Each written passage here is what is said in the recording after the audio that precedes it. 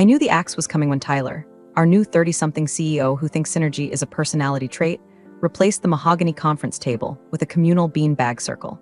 You can't negotiate freight contracts with a Romanian trucking syndicate while sitting on a neon green sack that sounds like it's passing gas every time you shift your weight. But I didn't think he'd actually pull the trigger on me. I'm the head of National Inventory Operations. I'm the reason the toilets flush in 480 warehouses across the Midwest. I'm the reason the shelves aren't stocked with rat poison instead of baby formula. I sat across from Tyler in his transparency aquarium, a glass office that smelled like sandalwood and unjustified confidence. He was wearing a vest made of recycled water bottles and a smile that didn't reach his dead, shark-like eyes. "Karen," he said, clasping his hands together like he was about to lead a prayer circle for quarterly earnings. "We've been doing a deep dive into the company's chakras. And well, your energy, it's very legacy system. It's dense. It doesn't flow with the agile, liquid manifesto we're pivoting toward." I stared at him. I could feel the pack of Ultra Slims in my purse calling my name like a siren song. "You're firing me because of my chakras, Tyler. I balanced a $14 million variance in the city hub last week while you were at a silent retreat in Chelum." "It's not firing," he corrected, his voice dripping with toxic positivity. "It's a release. We're releasing you to find a tribe that resonates with your specific frequency. Your vibe just doesn't match the future of global logistics." I looked at the clock on the wall. 1:40 p.m. The daily inventory hard sync, digital heartbeat of this entire godforsaken empire, was scheduled to run its handshake protocol at 2:00 p.m. It required a biometric key. My biometric key. Without it, the system doesn't just pause. It assumes a security breach and locks down the database like Fort Knox during a zombie apocalypse. "Hey, real quick, before I tell you how I turned this guy's liquid manifesto into a literal flood of sewage, if you're digging the pettiness, smash that subscribe button and drop a like. It keeps the caffeine flowing and the rage pure." "Thanks, you're the best." My vibe, I repeated, tasting the word like it was spoiled milk. "Okay, Tyler, you're the boss. You want liquid energy? You got it." I stood up. I didn't scream. I didn't cry. I didn't throw the artisanal succulent on his desk through the glass wall, even though the urge was stronger than my desire to breathe. I just reached into my pocket, pulled out my security badge, the one with the clearance level higher than his, and slid it across the reclaimed wood desk. "You have 20 minutes, I said, my voice flat like a tire on a gravel road. Tyler blinked, confused. "20 minutes to what? Clear your desk? Take your time, Karen. We want this transition to be holistic." 20 minutes before the ghost in the machine realizes I'm gone, I said, turning toward the door. "You see, Tyler, that legacy system you hate. It's held together by duct tape, 3 lines of code written in 1998, and my personal override. If I don't authenticate the 2:00 p.m. sync, the servers assume the company has been hostilely taken over. They sever the connection to the lenders. They freeze the shipping manifests. The trucks stop. The forklifts lock." He laughed, a nervous, dry sound. "You're bluffing. The tech team assured me everything is cloud native now." "The tech team?" I scoffed, pausing with my hand on the door handle. "You mean the 3 guys you hired because they had cool, distinct tattoos and lied on their resumes about knowing COBOL? Good luck with that." "Tell your lenders I said good luck," I added, stepping out into the hallway. I walked past the open plan office, past the rows of terrified 20-somethings staring at their screens, and I felt a cold, dark satisfaction settling in my chest. It wasn't the heat of anger anymore. It was the icy calm of a demolition expert watching the timer count down to single digits. He wanted a vibe check? I was about to give him a seismic event. The elevator ride down from the 40th floor took 45 seconds. That's enough time to replay 10 years of missed birthdays, skipped anniversaries, and nights spent sleeping on a cot in a warehouse in Detroit because a blizzard knocked out the power and the backup generators needed a manual kickstart. I gave this company my youth. I gave them my cartilage. My knees click like a Geiger counter every time it rains because I spent the winter of 2016 walking concrete floors to manually verify inventory when the scanners went down. And for what? To be told my vibe was off by a guy whose hardest day of work involved choosing between oat milk and almond milk for his latte. The doors dinged open to the lobby. It was pristine marble, polished to a mirror shine that reflected my worn-out blazer and the dark circles under my eyes that no amount of concealer could hide. I walked past the security desk. Old Man Miller was there, the only other person in this building who knew the difference between a pallet jack and a jackass. "Leaving early, Miss Karen?" Miller asked, looking up from his crossword puzzle. "Permanent vacation, Miller," I said, stopping to fish the visitor pass out of my purse. I realized I still had the company credit card. I tossed it on his desk. Tyler's idea. "Apparently I'm bad for the feng shui." Miller snorted. "That boy wouldn't know feng shui if it bit him in the ass. You take care, you hear? Place is gonna fall apart without you."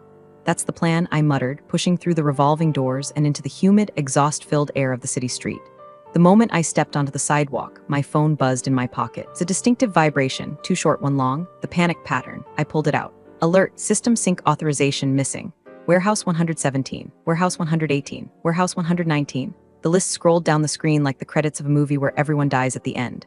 It was 2:01 p.m. I lit a cigarette. I know, it's a filthy habit, but when you spend your life inhaling diesel fumes and forklift exhaust, a little tobacco feels like fresh mountain air. I took a deep drag and watched the smoke curl up toward the glass tower I'd just been evicted from. Up there on the 40th floor, the silence was breaking. I knew exactly what was happening. The dashboard of truth, a monitor Tyler had installed to show real-time profits, was currently flashing red, not a soft, aesthetic coral red. We're talking nuclear meltdown red. My phone buzzed again, and again, and again. It was the operations leaders group chat, a chat I had been removed from 10 minutes ago, but apparently the system hadn't updated the permissions yet. Chad, VP of Ops, guys, why is the city distribution center showing zero inventory? Jessica HR, is this a glitch? The dashboard says we have negative stock. Tyler CEO, who has the override code? Karen just left. Someone call her. I smirked, exhaling a cloud of gray smoke. Override code wasn't a number you wrote on a sticky note. It was a sequence of decisions based on variable logic that lived entirely in my brain. It was knowing that the scanner in Bay 4 of the Texas hub always reads double on Tuesdays because of the sun glare, and you have to manually deduct 10%. It was knowing that the emergency stop on the server wasn't a button, but a command line script I wrote in 2011 called Do Not Touch, or DIE. They didn't just fire an employee, they deleted the operating system. I walked to my car, a reliable, dented sedan that had survived more road salt than a pretzel factory, and threw my bag in the passenger seat. I wasn't going home to cry into a tub of ice cream. I had one more stop to make. A stop that would ensure this bridge didn't just burn, it would be nuked from orbit. I keyed the ignition. The engine purred. My phone was vibrating so hard on the center console it was slowly moving toward the edge like a suicidal lemming. Incoming call, Tyler, CEO. I let it ring. Let them sweat. Let them feel the vibe of absolute, unmitigated panic. I put the car in drive and merged into traffic. The chaos was just beginning, and I had a front row seat to the apocalypse. You have to understand, a logistics network is like a living organism. It breathes. It eats. Craps. And if you cut the nerve connection between the brain and the bowels, things get messy very, very fast. While I was merging onto the I-90, humming along to Tom Petty, the digital nerve center of global logistics was suffering a massive stroke. Here's what Tyler didn't know. The legacy system wasn't just counting boxes. It was a translator. It took the garbage data from our ancient, rusted-out conveyor belts and translated it into the shiny, happy numbers the banks like to see. Without my authorization code, which ran a script scrubbing that garbage data, the raw feed was hitting the main server for the first time in history. Back in the office, I imagined the scene was shifting from mild concern to Lord of the Flies. The first symptom would be the phantom inventory. The system, seeing unverified data, defaults to safe mode. In safe mode, to prevent theft, it marks everything as missing/quarantined. So, at 2:15 p.m., a sales rep in Chicago probably tried to process an order for 5,000 units of high-end consumer electronics. He would have typed in the SKU, hit enter, and watched the screen blink. Error, zero stock available. That's impossible, he'd shout, spilling his kombucha. I saw 3 pallets on the dock this morning. He'd checked the system again. Stock location, unknown. Status, lost. Now multiply that by 480 warehouses. My phone was now silent. Not because they stopped calling, but because I'd put it on Do Not Disturb. However, my car's Bluetooth display was still syncing the notifications. Text from Brenda, Warehouse MGR, Iowa. Karen, honey, the scanners are locked. Drivers are backed up to the gate. They're getting angry. One of them has a tire iron. Where are you? My heart twinged for Brenda. She was good people. She made a killer potato salad and didn't deserve this. Collateral damage was unavoidable in a revolution. I mentally apologized to Brenda and kept driving. The real problem wasn't the trucks, though. It was the money. The company operated on a revolving credit line. The lenders had a bot, a nasty little algorithm, that pinged our inventory levels every hour to ensure we had enough collateral to cover our loans. If the inventory dropped below a certain threshold, the credit line froze automatically. At 2:30 p.m., the inventory didn't just drop. It vanished. According to the computer, Global Logistics was now a company that owned absolutely nothing but some leased office furniture and a lot of expensive bean bags. I imagined Tyler standing in the middle of the chaos, his vest unzipped, sweat staining the armpits of his organic cotton shirt. The agile team he'd hired, boys who looked like they should be shredding guitar solos, not spreadsheets, would be frantically typing on keyboards that were no longer connected to anything that mattered. Reboot it, Tyler would be screaming. Just turn it off and on again. But you can't reboot a famine. You can't reboot a void. I was heading out of the city now, the skyline shrinking in my rearview mirror. The air was getting cleaner, the roads emptier. I was driving toward the only person who could appreciate the sheer, artistic beauty of this disaster. I reached for my water bottle and took a sip. It tasted like freedom and vengeance, but mostly vengeance. The scary part? I hadn't even unleashed the worst of it yet. The kill switch wasn't just about hiding the inventory, it was about the routing. At 3 p.m., the automated dispatch system updates the GPS for every truck in the fleet. If the inventory is 0, the system assumes the trucks are empty. It tells them to return to base. Thousands of trucks halfway to their destinations were about to pull U-turns on highways across America. Deliveries of medicine, food, parts, all turning around because a computer thought they were hauling air. The radio DJ came on. Traffic alert, major congestion building up on all arteries leading into the industrial district. Avoid the area if you can. I turned the volume up. Music to my ears, I whispered. By 3:15 p.m., the Transparency Aquarium had likely turned into a mosh pit of incompetence. I know exactly what was happening because I know who Tyler hired to replace my team. He fired my lead sysadmin, a guy named Stan who looked like a thumb and smelled like old ham but could code in assembly while asleep. In his place, Tyler hired a digital nomad named Braden who lists disruptor as a skill on LinkedIn. Here's the thing about Braden. He thinks the cloud is magic. He thinks if something breaks, you just spin up a new instance. But our system wasn't in the cloud, Braden. It was on a mainframe in the basement of a building in New Jersey that flooded every time a hurricane looked at the East Coast funny. I could picture Braden right now frantic, his man bun unraveling. The API isn't responding. He'd be shouting, tapping on his MacBook Air. I can't push the hotfix. Why isn't it responding? Tyler would demand, his voice cracking. Because there is no API, someone from accounting, probably old Doris, would yell from the back. Karen built a bridge using an Excel macro and a prayer, and she took the prayer with her. My phone lit up again. This time, a voicemail notification popped up. I tapped play through the car speakers. Karen, this is Tyler. Look, there seems to be a hiccup, a small misalignment of the data spheres. We need that password. Now, this isn't funny. If you don't call me back in 5 minutes, I'm contacting legal. You can't hold company property hostage. Company property? I laughed out loud, startling a cow in a pasture I was passing.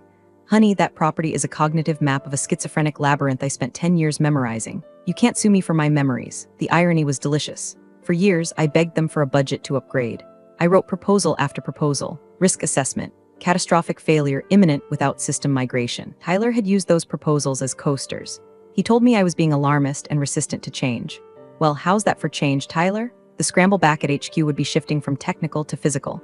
The operations leads would be flooding the conference rooms, printing out spreadsheets from last month, trying to manually reconcile stock. It's 2024, and they're probably looking for fax machines. Does anyone know how the system actually works? Someone would shout, and the silence that followed that question would be deafening. That silence was my resume. That silence was the ghost of every weekend I worked for free. That silence was the void left by every thank you they never said. I pulled off the highway onto a gravel road. The trees were dense here, shielding the world from the chaos I'd left behind. The reception was spotty, but a text from an unknown number managed to squeeze through. Known lenders just froze the credit line. Trucks are turning around. Tyler is crying in the bathroom. What did you do? I didn't recognize the number, but the tone sounded like Stan. Good old Stan. He probably hacked into the internal comms just to watch the fire. I didn't reply. I just kept driving up the winding path toward the lake house. The engine clicked and cooled as the road leveled out. I wasn't just driving to a house, I was driving to the past. The man who started it all. The man who actually knew what a pallet jack was. Because the only thing scarier than a pissed-off woman with the keys to the kingdom is a pissed-off woman bringing the king out of retirement. Jim's cabin wasn't a cottage. It was a fortress made of cedar and stone, overlooking a lake that looked like a sheet of hammered steel. Jim founded Global Logistics 40 years ago with one truck and a bad back. He retired 5 years ago, handing the keys to his son Tyler with the explicit instruction, don't touch the operations. Let Karen run the engine, you just polish the hood. I parked next to his vintage Ford pickup. The air smelled of pine needles and wood smoke. It was quiet, a holy kind of quiet. Jim was on the porch, whittling a stick. He looked like a bear that had decided to wear flannel and retire. He looked up as I approached, his eyes narrowing under bushy white brows. We're supposed to be in the 2:00 sync meeting, he rumbled. His voice sounded like gravel tumbling in a dryer. I was released, I said, leaning against the porch railing. My vibe didn't match the future vision. Jim's knife stopped moving. He looked at me, then at the stick, then back at me. Your vibe? My chakras were dense, Jim. I was blocking the flow. Jim slowly set the knife down. He didn't explode. Jim never exploded. He imploded, creating a vacuum that sucked the oxygen out of the room. Tyler fired you? On a Thursday? Before the hard sync, he released me, gave me 20 minutes to clear out, so I cleared out, and so did my authentication protocol. Jim closed his eyes. He did the math instantly. He knew the system better than anyone except me. He knew about the credit lines. He knew about the truck routing. He knew about the phantom inventory. The lenders, he asked softly. Frozen. I said as of about 30 minutes ago. The trucks, turning around. U-turns on the I-95. It's probably on the news by now. Jim let out a long, slow breath. He reached for the bottle of bourbon sitting on the table next to him and poured 2 glasses. No ice. He slid one across the table to me. You warned him? I told him he had 20 minutes, and he asked me if I wanted to take a mindfulness pause. Jim took a sip of the bourbon. He stared out at the lake. I built that company with sweat and blood. I missed my daughter's graduation to secure the Midwest hub. I missed my wife's birthday to fix the routing algorithm. He turned to look at me, his eyes hard. And he fired the mechanic because he didn't like the grease on her hands. He pulled a sat phone out of his pocket. It was the only thing that worked out here reliably. Who are you calling? I asked, taking a drink. The burn was pleasant. The chairman of the board, Jim said, punching in a number, and then the bank. He put the phone to his ear. George, it's Jim, shut up and listen. My son is an idiot. He just severed the brain stem of the company. No, don't talk to him. He doesn't know what's happening. Pull the audit logs. Look for the termination of user Karen admin root. Yeah, that's the one. When you see the timestamps, you're going to want to pour yourself a drink. He paused, listening to the squawking on the other end. Fix it? Jim laughed, a dark, terrifying sound. I can't fix it. You can't fix it. There's only one person on this planet who can fix it, and she's currently drinking my best bourbon and watching the sunset. You better hope she's in a negotiating mood. He hung up and looked at me. A small, grim smile played on his lips. He's panic buying stock options. He thinks it's a glitch. He's about to learn, I said, swirling the amber liquid. That gravity isn't a glitch. While Jim and I were watching a pair of eagles circle the lake, the global logistics headquarters was effectively burning to the ground. Here's the thing about logistics. It runs on credit. Fuel is expensive. We're talking millions of dollars in diesel every week. The drivers carry fleet cards. Those cards are linked to the credit line. When the inventory hit zero, the bank's algorithm didn't just freeze the corporate accounts. It flagged the fleet cards as high risk. My phone buzzed. A text from Stan, the ex-sysadmin. Stan, dude, fuel cards are declining at the pumps. Drivers are stranded in nowhere, Nebraska. They're tweeting pictures of the declined screens. #global logistics collapse is trending #4 on Twitter, above the Kardashians. I showed the text to Jim. He shook his head. Amateurs. Then came the barrage from Tyler. He must have realized legal threats weren't working, so now he was trying the emotional manipulation angle. Tyler, 3:45 p.m. Karen, I feel like we got off on the wrong foot. I want to hold space for your feelings. Let's co-create a solution. Tyler, 3:50 p.m. Karen, the bank is on the phone. They're saying something about a covenant breach. I don't know what that is. Please pick up. Tyler, 4:00 p.m. Pick up the phone, Karen. The trucks have stopped. My dad isn't answering. Why are you doing this? I read them out loud to Jim like poetry. Co-create a solution, Jim muttered, spitting on the ground. I should have sent him to trade school. The reality of the collapse was simple but devastating. Without the inventory verification, we couldn't invoice. Without invoices, we had no receivables. Without receivables, the bank saw us as a bankrupt entity. The automated systems were faster than any human. They were executing the death of the company in nanoseconds. In the warehouse breakrooms, the rumors would be flying. Check didn't clear. Is the company under investigation? The warehouse managers, the sturdy men and women I'd trained, would be trying to keep order, but you can't tell a trucker his fuel card is declined and expect a hug. You get a riot. I took another sip of bourbon. You know, Jim, the funniest part? If he had just waited until 2:30 p.m. to fire me, the sink would have run, he would have had 24 hours to figure it out. But he had to do it before the energy shifted. Jim looked at his watch. The board meeting is starting in 10 minutes. Emergency session. They're going to patch us in. Us? You think I'm doing this without you? Jim stood up, his knees cracking. You're the asset, Karen. Today, you're the most valuable asset in the portfolio. Price just went up. He walked inside to the landline. Rotary phone that sat on a desk made of solid oak. It was the only phone he trusted for serious business. I followed him. The sun was dipping below the tree line, casting long, bloody shadows across the cabin floor. The silence out here was peaceful, but I could hear the phantom screams of Tyler's career dying in the distance. The phone rang. It was a shrill, mechanical sound. Jim picked it up. Speak. He listened for a moment, his face stone cold. Then he looked at me and winked. No, Tyler isn't invited to this call, Jim said into the receiver. Put him in the waiting room or the playpen. I don't care. We're talking about adults now. He put the phone on speaker. Karen, it was the chairman of the board. Are you there? I'm here, George, I said, my voice steady. Just enjoying the vibe. The speakerphone crackled. I could hear the tension in the boardroom 300 miles away. I could almost hear the squeak of their expensive leather chairs as they shifted uncomfortably. Karen, George said, his voice trying to be authoritative but landing somewhere near desperate. We need to resolve the situation immediately. The lenders are threatening to call the loans. We're bleeding cash by the second. That sounds stressful, George, I said, leaning against Jim's desk. But I don't work for Global Logistics anymore. I was released. Remember? Yes, we know. Another board member chimed in. A misunderstanding. Tyler acted prematurely. Jim cut in, his voice booming like a fool with a hand grenade. Now let's cut the crap. You want the system back up? You need Karen. She's the only one with the biometric root access. The tech team you hired, they're trying to use a crowbar on a digital lock. If they force it, they wipe the database. Permanently. Silence. They knew it was true. What do you want? Karen? George asked. I looked at Jim. He nodded. First, I said, counting on my fingers, I don't come back as an employee, I come back as an external consultant. My rate is triple my old salary, billed hourly with a minimum retainer of 6 months paid up front. Done, George said immediately. Too fast, I should have asked for quadruple. Second, I continued. Complete autonomy over operations. No vibe checks, no bean bags, no agile sprints run by people who have never lifted a box. I hire my old team back. Stan, Brenda, all of them, with a 20% raise and an apology letter signed by the board. That's highly irregular, George stammered. HR policies. The trucks are stopped, George, I reminded him. Do you want to talk about HR policies or do you want the fleet moving?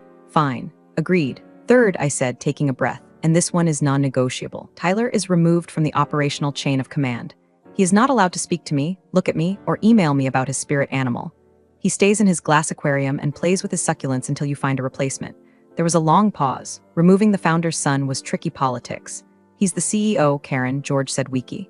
He's a liability, Jim roared into the phone. Do it, George, or I'll sell my shares tomorrow and tank the stock so hard it'll be delisted by lunch. Okay, George yelled. We'll restructure his role. He'll focus on brand vision, strategic partnerships, far away from operations. Good, I said. Draft the contract. Send it to Jim's fax machine. Yes, he still has a fax machine. It's more reliable than your CEO. When can you be here? I'm 3 hours away, I said. System stays down until I walk through those doors. Can't you? Give us the code over the phone? George asked, a glimmer of hope in his voice. George, I said, my vibe really needs to be present to facilitate the energy transfer. Isn't that right? I hung up the phone. Jim let out a bark of laughter that shook the dust off the rafters. You're a shark, Karen, he said, pouring me another finger of bourbon. I taught you well. You taught me how to fix the machine, I said, raising my glass. Tyler taught me how to break it. We drank to the silence of the trucks. For 3 more hours, the world would have to wait. I pulled up to the Global Logistics Tower at 8:00 p.m. The parking lot, usually empty by now, was full. Lights were blazing on every floor. It looked like the Titanic, but vertical and with better Wi-Fi. Jim had driven down with me in his truck. We walked into the lobby together. Miller was still at the security desk, but he was surrounded by panicked executives in suits. When Miller saw me, he actually stood up and saluted.